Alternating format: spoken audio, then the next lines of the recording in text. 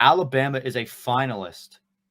Well, not a technical finalist, but I'd probably say they're in the top 5 of a highly touted recruit coming out of next year's class, and that would be the Manning brothers' nephew, Arch Manning.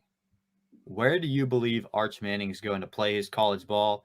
And I know you're an Alabama fan, so I'm sure you're going to have a little bias in this, but I'm just interested to hear your thoughts on it. Definitely think he's going to play at Alabama, but if not there, obviously I want him to play at Alabama.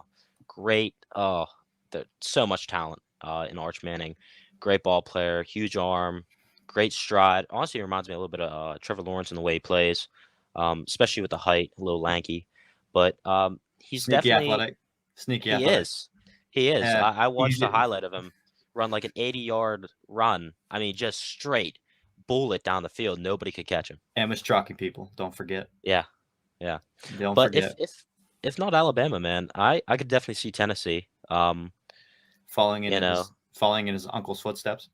Yeah, absolutely. There's no doubt about it. Tennessee's definitely up there. But I just don't see how he could pass up on going to a team like Alabama, especially being the recruit he is, knowing that he could definitely do some great things.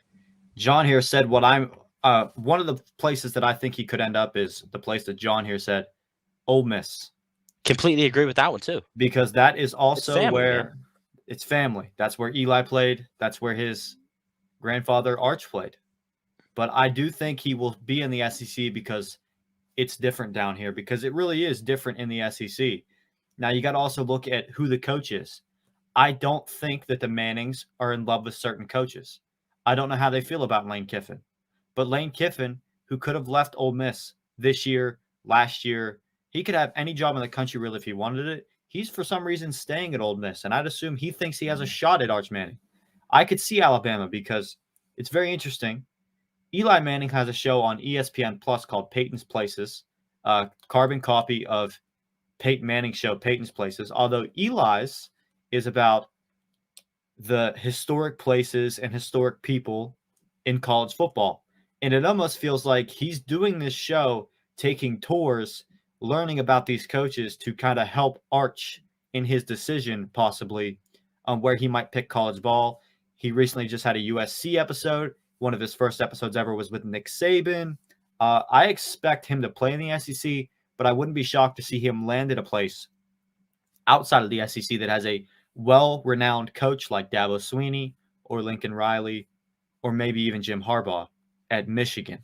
But I do expect him to remain in the SEC, and I personally could see him going to Ole Miss, Alabama, or joining Texas with Steve Sarkisian in the Big 12 as they transition into the SEC, just because Sark he will get your quarterback NFL ready for the next level. Yeah, I mean, I like that. There's no doubt about it. You got to look at these top name coaches. But the thing is, Alabama. I hope he looks into it. Actually, I hope he doesn't look into it. But I mean, I want him to come there. But right now, our 2023 class is a little weak. I'm not gonna lie to you.